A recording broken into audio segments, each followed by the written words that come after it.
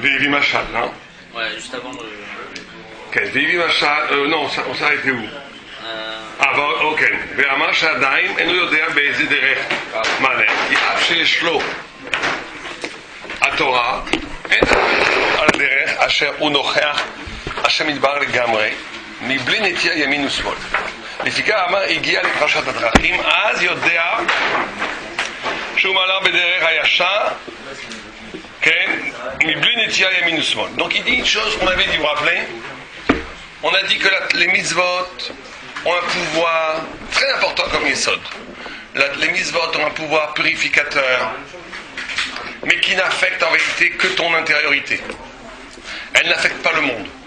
Ce qui est un grand chidouche, parce que moi j'ai toujours pensé que les mitzvot pouvaient changer le monde. En vérité, elles le changent, mais on va dire que c'est la Torah qui est dans les mitzvot qui change le monde. C'est pas les mitzvot. Les mitzvot, en tant que maasé, en tant qu'acte, sont limités dans le temps et dans l'espace. Et parce qu'elles sont limitées dans le temps et dans l'espace, elles n'ont qu'un affect sur toi. D'accord? Elles t'empêchent d'aller vers le mal. Elles t'empêchent de courir à ta perte. Elles t'empêchent de te précipiter dans le trou. La mitzvah, si elle est bien faite, elle te donne.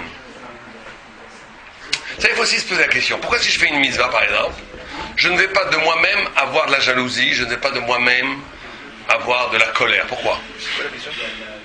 Pourquoi est-ce que on a dit que les mitzvot ont le pouvoir de purifier l'intériorité, alors que la Torah a le pouvoir de changer le monde?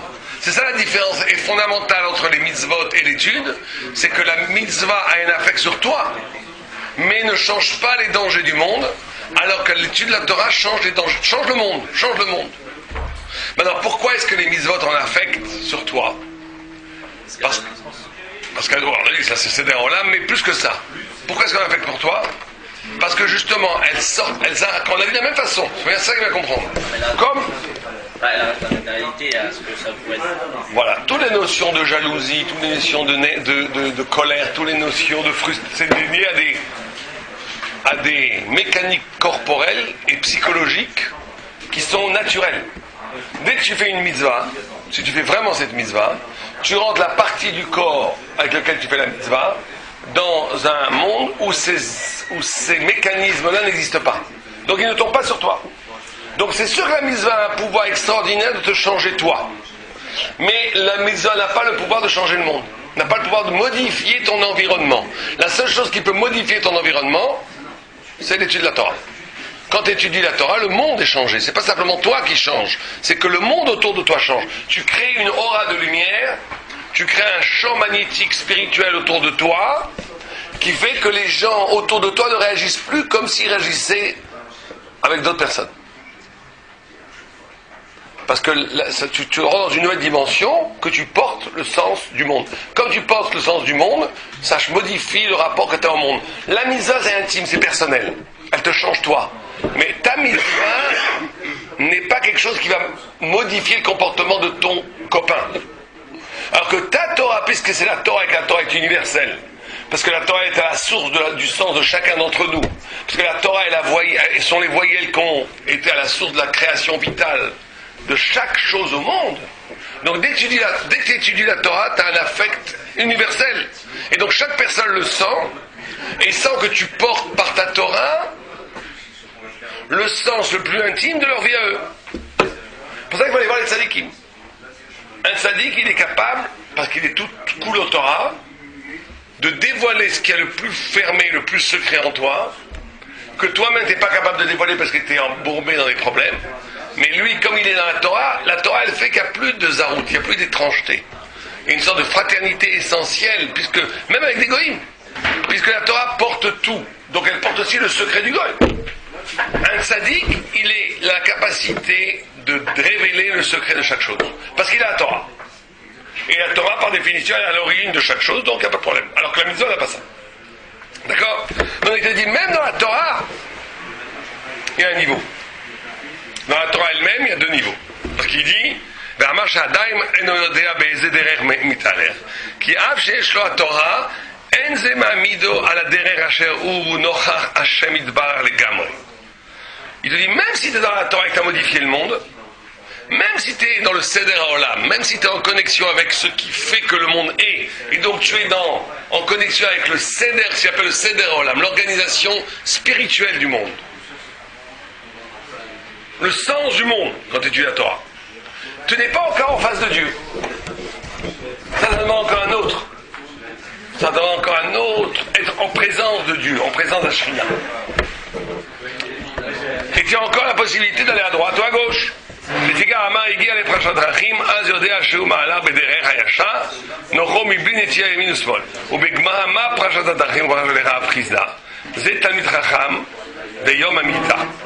כי בעודו בגוף אין אדם בדרך הישר אשר הוא נוכח השם כי יש לו גוף מצד עצמו נטייה ועשרה מן היושר לפיקה יום המיטה נקרא פרשת הדרכים שאז הוא מסולק מן הגוף ואז האדם הולך נוחו אל העולם הבא. Incroyable ce que dit le Maral. Le Maral dit, c'est un peu dur pour nous de comprendre ça, mais il dit qu'il y a une sorte de décalage essentiel, ontologique. Je suis dans la Torah Yom Velaïla. Par cette Torah, je change le monde. Par cette Torah, j'accède aux secrets les plus profonds de l'univers. Par cette Torah, j'arrive à l'origine même de l'être. Par cette Torah, je modifie les gens qui sont autour de moi. Mais il y a un problème. C'est qu'il y a un décalage fondamental entre ma Torah et mon corps.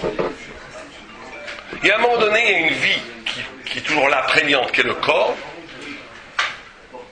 Manger, dormir, se reproduire, kavod, toutes ces notions-là sont un écran terrible par rapport à la vérité que dit la Torah. Ça reste pas encore la vérité. Je suis pas capable en fait. Non, parce qu'à un moment donné, il y a une dissymétrie, il y a quelque chose d'anachronique. Une espèce d'impureté, qui vient. Ouais, c'est pas chez nous, non. Chez nous, le corps n'est pas impur. Un décalage spirituel. Il y a un décalage. C'est pas spirituel. C'est pas l'impureté, c'est le décalage qui veut dire. C'est pas spirituel. C'est pas juste que c'est pas spirituel. C'est que le corps, même s'il peut devenir spirituel, c'est ça la Kedusha. La notion de Kedusha, c'est comment le corps lui-même rentre dans le champ de la sainteté de la Torah. Vous savez qu'il y avait une fois une discussion extraordinaire entre les rabbinim. Qu'est-ce qu'on fait avec le désir? Pour dire des choses crûment que personne ne nous écoute, on peut le dire. Vous voyez une belle femme dans la rue, qu'est-ce que vous faites? Alors, la Gemara dit qu'on n'a pas le droit de regarder, mais la Gemara dit que si tu la vois par hasard, tu dois faire une bracha. Tu dois faire une bracha. Une bracha, combien Dieu a fait belle ses créatures? Bon, je ne sais pas si aujourd'hui on fait cette bracha, j'ai pas vu qu'on l'a fait, mais la Gemara dans la Vodazara, comme ça c'est écrit. On parle de goy. Mais c'est pas qu'une femme, si tu as un très beau cheval, un très beau... Mais aujourd'hui, j'ai pas vu qu'on l'a fait cette bracha. Mais... Non, pas automatiquement. Chez la bracha, elle est, ce qu'il y a dans la Vodazara ici, chez Kacha bara ba'olamo. Chez Kacha bara ba'olamo. Tu dis que Dieu a créé des belles choses. Et une fois, il y a 3 rabbanim qui se sont posés la question, qu'est-ce qu'ils font avec le désir? Il y en a un qui a dit, moi quand je vois ça, je crache. Je ne veux pas entrer. Voilà, l'autre il dit, je ferme les yeux. L'autre il dit, je regarde, ça me fait rien du tout. Ça me fait rien du tout. Alors les commentateurs ils disent, si ça lui fait rien du tout, il n'a plus de Sahara. S'il n'a plus de Sahara, alors qu'est-ce qu'il dit? Chez Kacha Lobo, il l'amène ici. Quand on va des beaux, mais j'ai jamais vu qu'on l'a fait ça. Aujourd'hui, je crois que le mina. Mais en vérité, après la pure halakha, vous voyez une très belle femme, faites shekachal, si vous êtes au niveau de ne pas avoir du... Oui. Plus personne ne fait ça, mais à halakha, elle est que tu vois une très belle femme passer, tu fais shekachal olam. Bon, Baruch Ata Hashem, shekachal olam. Mais alors il y en a un qui disait, alors quoi elle dit, mais ça veut dire qu'il n'a plus de Sahara. Donc c'est plus un homme. Et la Gemara répondant, regardez l'exemple, je vous donne un exemple très simple. C'est ça que nous on doit tendre, à essayer d'arriver à ça. Est-ce quelqu'un qui se laisse entraîner après son désir comme une bête, comme un âne? C'est pas bien. Comme ça tout le temps après, ça, c'est nul. Quelqu'un qui a tué tout le désir comme un bout de bois sec, c'est pas non plus bien. C'est pas juif ça. Ça c'est les bouddhistes, c'est pas nous ça. L'homme il a créé l'homme avec un désir, le désir a son sens. Sinon il nous aurait créé sans désir. Oui, mais il y a le désir autorisé et il y a le désir il faut... Ça suffit pas, on va voir, ça suffit pas. Ça suffit pas. On va voir. Ils disent comme ça, le Marcel Marin, il dit comme ça, il dit non. Je donne un exemple en manger. Pas de sadique, manger pour manger, ça n'intéresse pas. Manger pour s'éclater, ça n'intéresse pas. Ok, c'est dégoûtant, c'est les animaux, les ânes aussi mangent pour manger. C'est une mitzvah. C'est une mitzvah. Tout son désir s'allume. Parce qu'on dit, la Gemara dit, cet homme-là qui dit les femmes ça ne fait rien, mais quand c'était avec sa femme, il avait dit ça. Quand c'est une mitzvah, vous comprenez? Ça veut dire que tout le système corporel, organique du désir est soumis en amont au sens de la Torah. Donc, c'est Shabbat, des tables magnifiques, il faut. Et j'aime, pas juste je mange pour la mitzvah, comme un curé. Genre, j'ai pas faim, mais je mange pas. C'est pas la Torah, ça. C'est bon, il faut manger, il faut kiffer. C'est super. Mais fais-le parce que c'est une mitzvah. C'est pas une mitzvah, t'as pas envie de manger ça, t'as pas le temps. C'est pas une mitzvah, on mange juste ce qu'il faut pour étudier, pas plus. Comprenez? Donc ça veut dire que le corps devient kadosh par le fait qu'il est lui-même, comment dire, pas soumis, il est lui-même conditionné par la douche par la neshama. Et ça c'est merveilleux. Donc rien n'est interdit, attends, tout est permis. Mais il faut que ça soit une mitzvah. Que ce soit une mitzvah. Le plaisir c'est très bien, le désir il faut, mais il faut qu'il soit à l'occasion d'une mitzvah. Comprenez? Maintenant, ça c'est un premier niveau. Mais il y a un deuxième niveau. Quand on est dans la Torah, et qu'on est dans l'absolu de la Torah, quand on est dans l'absolu de la Torah, le corps c'est un problème. Malgré ça. Moi je vous parle de quelqu'un qui arrive à ce niveau-là. Quelqu'un qui est arrivé où c'est pas le corps qui le domine, mais c'est l'âme qui agit sur le corps. Malgré cela, par le fait même qu'il est dans un corps limité, et par le fait même que Dieu est infini, ça fait une inadéquation. Et donc, le jour de la mort, le Talmud Chacham, le jour de la mort, c'est le jour le plus important pour lui, parce que c'est le jour où il va rencontrer Dieu. Sans le masque du corps. Et vous savez que le jour de la mort, disent certains sages, je ne sais pas d'où ils le savent, ou par tradition, par expérience, j'en sais rien, ils disent que le jour où quelqu'un meurt, c'est ce jour-là où il a le plus grand yatzara, de devenir un impie. Au moment où quelqu'un est en train de mourir, à ce moment il y a un yatzara terrible, où il veut au contraire tout nier. Pourquoi? Parce que le corps, il veut tout nier. Il veut nier même la Torah qu'il a appris, il veut même nier Dieu. C'est un grand yatzara ce jour-là. Pourquoi? Parce que le corps ne veut pas mourir. Donc le corps, comme il ne veut pas mourir, il projette des idées qui le ramènent dans le monde ici. Il n'y a pas de Dieu, il n'y a pas de futur, il n'y a pas de... C'est peut-être pas vrai tout ça. On a peur. Parce que le corps panique. Et donc le corps projette des mauvaises idées. Et donc le grand travail de ce dernier jour, c'est un travail où tu dois être dans une paix intérieure, dans une acceptation et dans l'espérance de rencontrer le bon Dieu. Parce que ça va être le dernier masque va tomber. C'est le masque du corps. Mais le corps, parce qu'il est limité, parce qu'il s'inscrit dans l'existence, et que l'existence est une illusion, est un monde qui est créé par Dieu. Après la mort, tu passes de la création vers le créateur. Ce passage-là, c'est un passage qui s'appelle, qui est c'est à ce moment-là que ta Torah va te servir à choisir, les verbes. Vous comprenez? Mais le corps, c'est une limite en soi. Dans le Machin, on a bien qu'il est déjà dans la Torah, alors il doit quand même, c'est comme si que, je sais pas, on n'a pas l'impression que ça c'est un chemin, ça aussi c'est un chemin. C'est pas comme si une sonde issue ici, donc je suis obligé d'aller là-bas. C'est pas une parachat d'Rachim. Non, une parachat d'Rachim, c'est que tu as toujours le choix. Tant que tu as un corps, tu as toujours le choix. Le corps te donne la libre arbitre, la possibilité de faire le bien ou le mal, d'aller à droite, de renoncer à Dieu. Le corps est un absolu en soi qui peut vivre se coupant de la source. C'est la force du corps.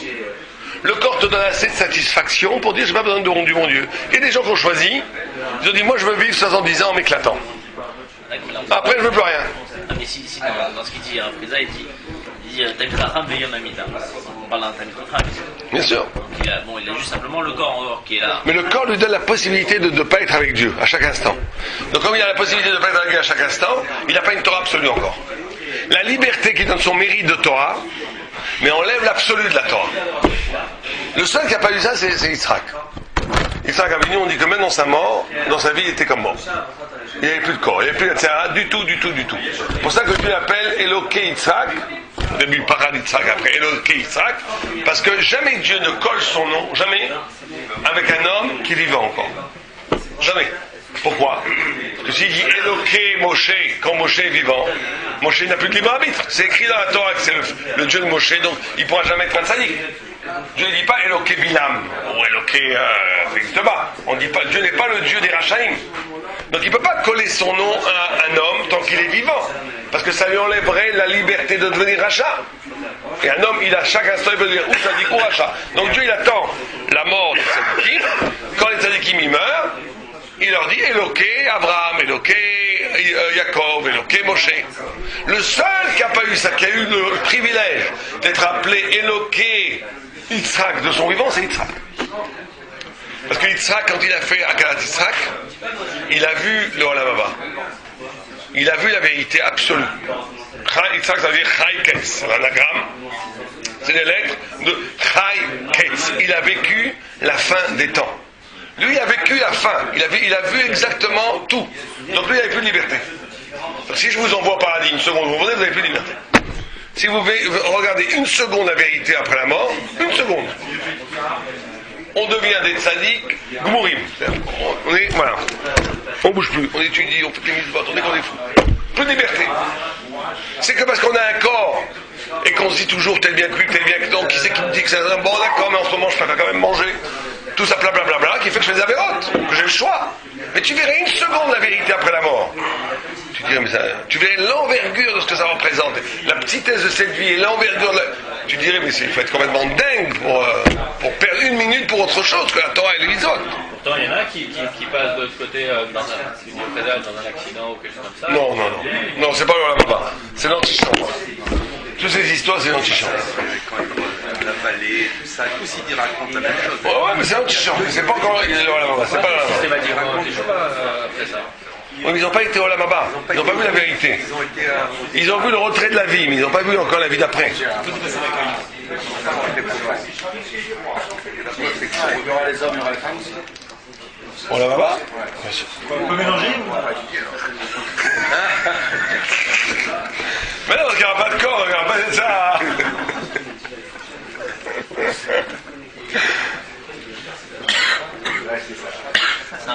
C'est ça que vous voulez dire que le Olam Haba c'est une synagogue réformée. Il n'est pas mélangé. D'accord. Non, on dit que les femmes sauvent les hommes, parce que la femme c'est les tzadékets, elle sera malheureuse sur son mari. Donc on va dire, bon, rentre. J'avais un rab qui disait, c'est comme ça, des gens qui tuent la Torah. Il était terrible, parce qu'il disait, vous croyez que vous étudiez la Torah jour et nuit, et que votre femme, c'est une grande tzadékette, qu'elle se sacrifie pour vous. C'est peut-être vrai, mais peut-être c'est le contraire. Peut-être que vous êtes étudié la Torah que parce que Dieu il ne s'intéresse pas du tout à votre Torah, mais il s'intéresse que votre femme, elle se sacrifie pour la Torah. Et qu'en vérité, c'est elle qui est la grande tzadékette. Toi, t'es qu'un kéli pour servir ta femme pour qu'elle soit une tzadékette. Nous, on croit de toute façon, c'est pas évident. Nous, on croit de toute façon mathématique que Dieu il veut ma Torah, et que la femme elle se sacrifie pour ma Torah. Il faut espérer que ça soit ça. Mais il y a des cas, c'est pas comme ça. Le gars, c'est que sa Torah, elle vaut rien, il étudie toute la journée. Et pourquoi est-ce que Dieu il fait ça? Parce que Dieu il veut que sa femme ait une grande tzadékette. Il passe l'épreuve de donner une grande tzadékette en aidant son mari à étudier. Mais lui, c'est un kéli. Mais nous, on croit que c'est automatiquement que la femme est un kéli pour l'homme. Mais des fois, c'est l'homme qui est un kéli pour la femme. Bien, alors allez, on espère que nous, on a les deux. D'accord. Donc, on en est où? On en est. Oh, donc on dit. On a fait un fils de... Mais les Rav Nachman Bar Yitzhak, on en est là? Ouais. C'est un Rav et il retraite. Oh. Alors, pour le Rav Frisda, c'était, on a dit, le jour de la mort. La vraie rencontre de la Torah, c'est après la mort. Ou le jour de la mort, ouais. Pour Rav Nachman Bar Yitzhak, c'est Talmud Chacham et il retraite. Qui retraite, ma'amido à la derrière d'Ora Hashem, ibli netia yamin usmol, ad shedarko nocha Hashem doa. C'est extraordinaire. Lui, Rav Nachman, il te dit, non, la présence, on parle de quand est-ce que tu arrives à une présence devant Dieu, sans mechitza, sans cache, sans voile. Alors là, il dit, c'est qu'avec après la mort, le jour de la mort, où le corps s'en va. Comment se fait-il alors que les grandes tzadikim, ils ont peur de la mort, puisqu'ils savent ça? Pourquoi ils auraient peur de la mort? Qui dit que les grands tzadikim n'ont peur de la mort? Les grands tzadikim n'ont pas peur de la mort. C'est pas Moshe qui priait tout le temps pour ne pas plonger à la mort. Je précise, c'est parce qu'il avait peur de la mort. C'est parce qu'il voulait faire les mitzvot en Eretz Israël, c'est ce que dit Agma. Il voulait faire il n'a pas du tout peur de la mort. Oui, mais c'est pas que tu as peur de la mort. Tu as peur que tu n'es pas un tzaddik. Personne ne peut savoir que tu es un tzaddik. Shlomo Ameler. Bien sûr.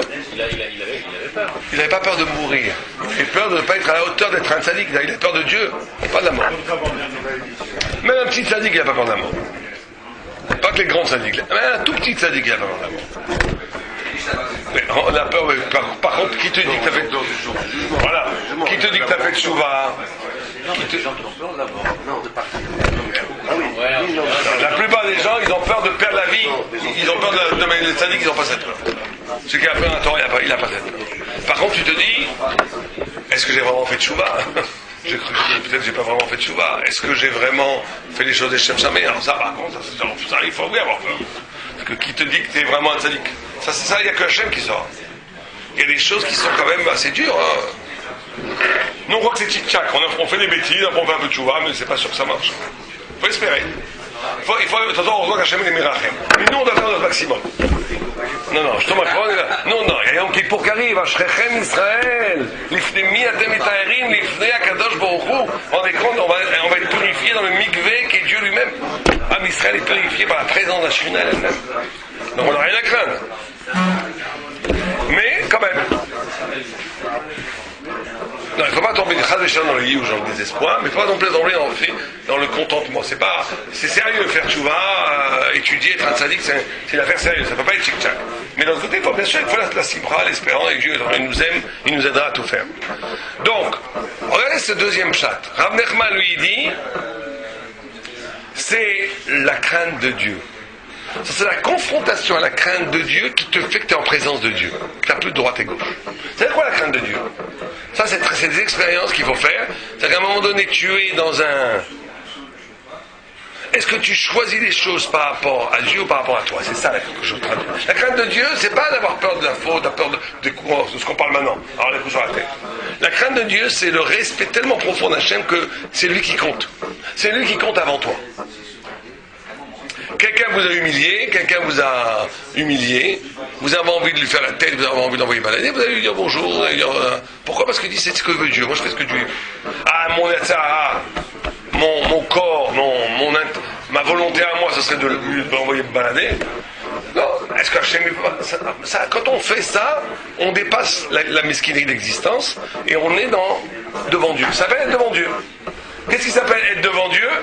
Être en face de Dieu sans voile, c'est quand je suis capable de faire un acte qui profondément n'est pas motivé ni ordonné par la naturalité psychologique, organique de mon être, mais juste ce que Dieu veut. Ah, ça, je veux pas faire ça, moi. Je veux faire le contraire. Oui, mais c'est ce que Dieu veut, je le fais. Ça, c'est très rare. Enfin, il faut le faire, c'est extraordinaire. C'est ça qui amène le grand mérite. C'est ça qui amène le grand mérite. Quand je fais une chose, que parce que c'est Dieu qui veut. Mais moi, tu me demanderais, moi je ferais exactement le contraire. C'est Yirat Shamayim, ça c'est Yirat Shamayim. Je fais les choses parce que c'est Dieu qui veut. Moi, tu me demanderais, moi je ferais exactement le contraire. Ça ne m'intéresse pas du tout, c'est très embêtant pour moi de faire ça. Je le fais. Pourquoi? Parce que ça c'est Yirat Shamayim. Ça, quand tu fais ça, tu es devant Hachem. Tu es devant Hachem. Sans mechitza. D'accord? Ça c'est Rav Nachman. Donc lui il dit, il n'y a pas besoin de la mort. Tu n'as pas besoin de mourir pour enlever le masque. Tu fais un acte comme ça, c'est un peu mourir déjà. Quand tu fais ça, tu meurs un peu parce que tu tues tout ce qui est animal, tout ce qui est naturel chez toi.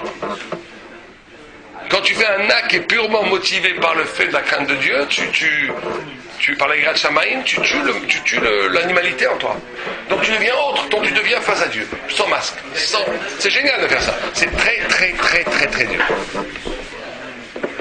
Il y en a qui le font, et même après qu'ils le font, ils restent encore avec donc il n'a pas complètement fait. Les très grands sadiques, ils le font, ils sont joyeux. Il y a trois catégories. Il y en a qui le font jamais. Il y en a qui jamais ils le font. Ils font plein de mitzvot, mais que quand ça va dans leur sens. Dès que c'est contre leur sens, il n'y a plus de Torah. Je connaissais un voisin, il a un très sadique, et tout d'un coup, l'autre voisin, il lui a fait un petit balcon. Mais rien du tout. Il a pété les plombs à mon balcon. Et c'est un ami, hein, je comprends pas, t'étudies à la journée pour un petit bal, que tu t'en fiches. Ah non, il n'aura pas, il va pas demander la permission. Mais t'es complètement dingue, tu es en train de tout perdre pour ça. C'est je sais pas comment te dire, ce qui parle à ce moment-là, c'est le... Je sais pas ce que c'est. On est tous comme ça, mais il faut combattre ça. Je sais pas si c'est l'ego, je sais pas ce que c'est exactement. Mais le même gars qui étudie, qui a tout fait pour étudier, pour faire du moussa, le même gars, ça devient un petit bourgeois goy tout à coup. D'où ça vient ça? Parce que c'est mon intérêt, c'est mon truc. Tant que la Torah c'est pas contre mon intérêt, tout va bien. Mais quand la Torah est contre ton intérêt, alors là, c'est là où on voit les gens. La Torah dit qui se casse. Tu vois quelqu'un, tu veux connaître quelqu'un quand il a bu, quand il est en colère et quand on parle d'argent. Là tu vois. Là quand on parle d'argent, tu vois si c'est un grand sadique ou pas. Tout d'un coup, non. Tout d'un coup, bien. Et il continue, il ne revient pas à son point de départ. Donc ça c'est la dernière fois. Et quand tu es capable de faire cet acte contre ton intérêt parce que Dieu le veut, donc tu as Yirat Shamayim. Moi je fais pas ça parce que Dieu il veut pas, donc je fais ce que Dieu il veut pas. Et ce que Dieu il veut, je fais pas ce que je veux moi. T'enlèves tous les masques. Tu es en présence de Dieu, tu deviens un enfant de Dieu, tu deviens un enfant chéri de Dieu. Il dit, il n'y a pas besoin de la mort. Avec ton corps, en pleine santé, tu fais ça, tu es en présence de Dieu. Ouais. Je vais répondre, après il dit que si quelqu'un ne fait pas de façon la Avera, ça ne s'appelle pas encore qu'il a Yirat Shamayim. Non. Ah, pourquoi il a fait pas? Attends, où tu en es là? כי אב שאינו בעל עבירה, רק שאין לו יראת שמיים, לא נקרא פרשת דרכים. כי יראת חטא מעמידו על דרך השם מבלי נטייה ימין ושמאל עד שדרכו נוכח השם יתברך. וזה נקרא פרשת דרכים, אשר כל פרשת דרכים הדרך הוא מביאו אל תכלית הליכתו שאין לו הסרת כלל ואין לקדוש ברוך הוא בעולמו רק יראת שמיים. כי אב שאינו בעל עבירה, רק שאין לו יראת שמיים, לא נקרא פרשת דרכים, שאין לדרך מביאו לגמרי להיות עם השם יתברך, רק כאשר יש לו יראת שמיים. Oui. Bien sûr, il fait pas l'Avera parce qu'il a peur de perdre sa place au collège, il a peur que sa femme se divorce. Il y a plein de gens qui font pas des Avera, pas parce qu'ils seraient seuls dans une île déserte, il la ferait. Ils ont peur parce que socialement, ça se fait pas. Ils ont peur pour leur réputation, il y a mille choses. Heureusement d'ailleurs que ces choses-là, parce que sans ça, ça serait trop dur. Il y a énormément de choses qui protègent l'homme de la Avera. Parce que il a peur il a peur de perdre sa femme, il a peur de la mauvaise réputation, les gens vont se parler mal de lui, etc. Ça empêche de faire des avérotes, ça. Mais c'est pas Yirat Shamayim, ça. Yirat Shamayim, c'est que tu es seul dans une île déserte, personne ne te voit, tout le monde te dit allez, viens rigoler avec nous, qu'est-ce que t'as, on fait et toi tu dis non, c'est contre moi, c'est pas ma religion, merci, au revoir. Pourquoi? Parce qu'il n'y a que Dieu ici, il n'y a personne d'autre. Voilà, t'as Yirat Shamayim.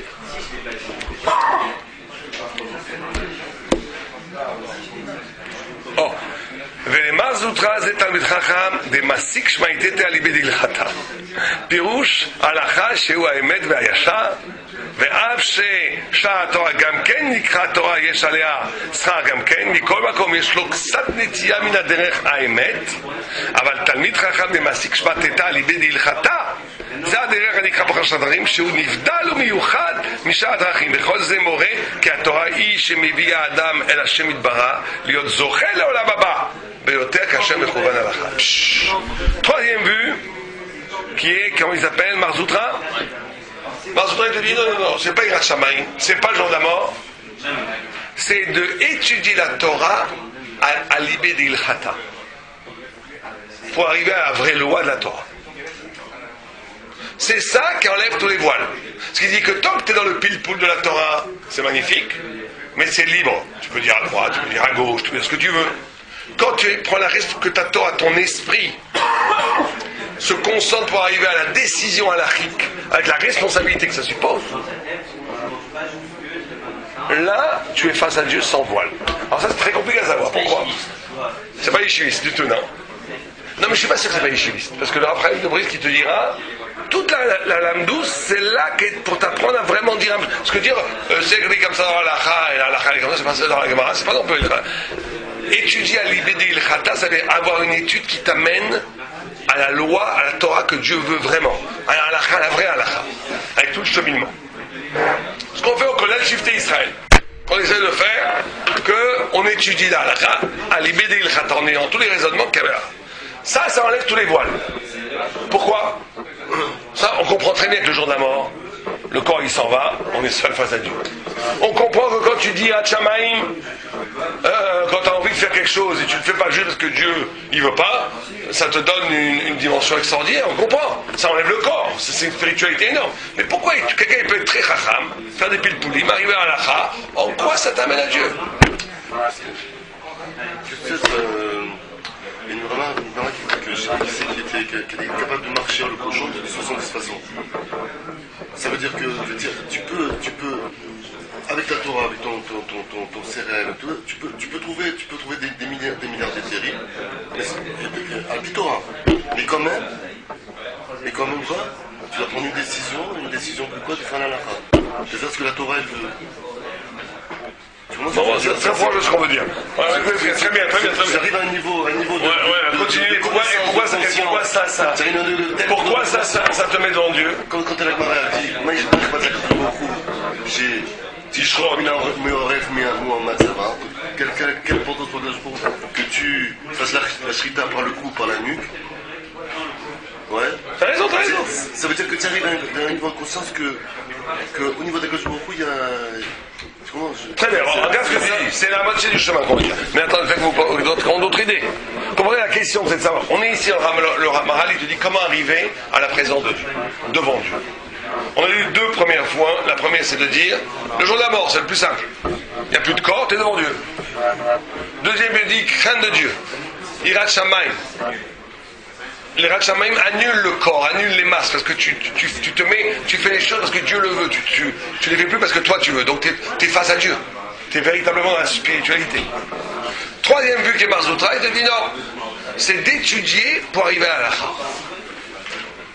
Pourquoi quand j'étudie pour arriver à l'halakha, à la vraie halakha, je suis face à Dieu?